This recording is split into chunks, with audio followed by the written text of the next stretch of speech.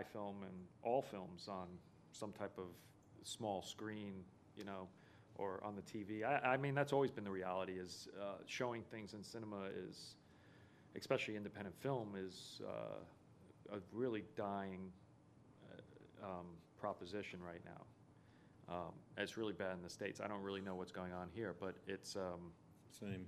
Yeah, I imagine it's. I just think it's harder to get people to get to the theater, so you have to really do something that hopefully catches people's attention.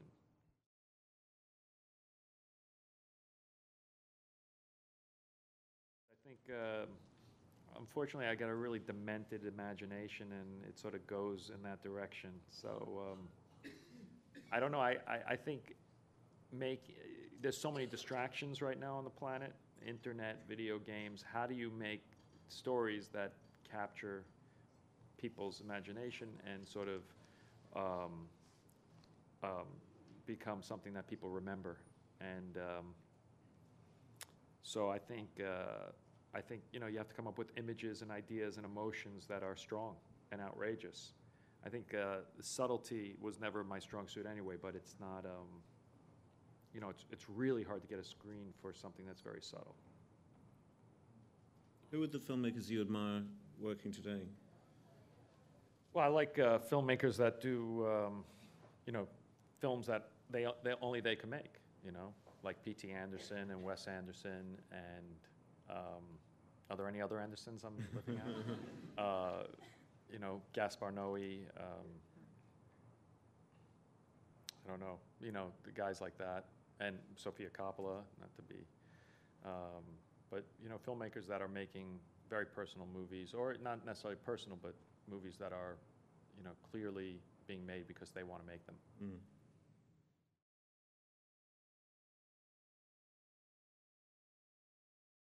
I did go to Harvard, and then I thought when I went there I should really study, you know, dead white men.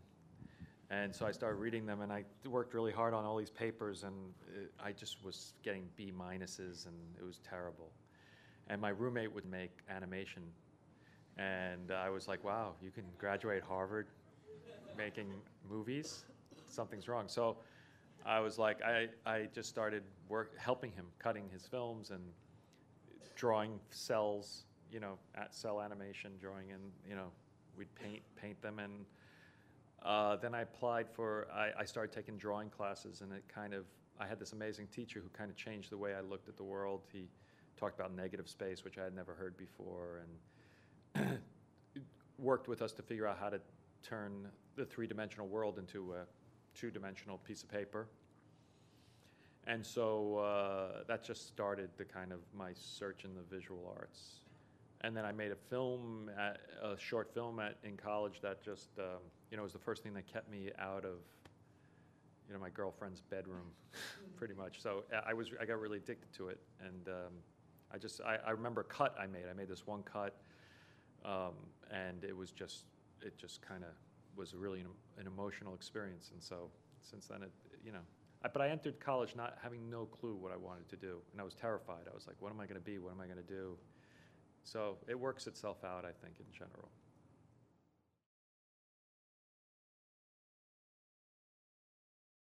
It's often really hard. With the really good writers, they have very strong opinions, but I really appreciate the struggle, because they usually have very good reasons for why they're holding on to something.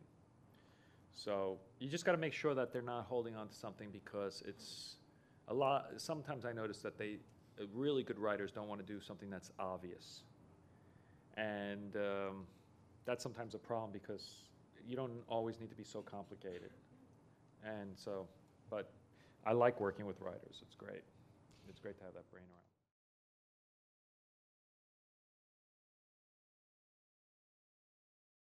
It's a great luxury because you're starting off with something that's, you know, has if it's a good novel, it has incredible characters, and that's just something to help you build off of, you know. I mean, the Requiem adaptation was interesting because it was, you take a 300-page novel and you have to turn it into a 100-page script, and that's probably 60 pages of prose. So you're really reducing it. So that's a big, that's the work.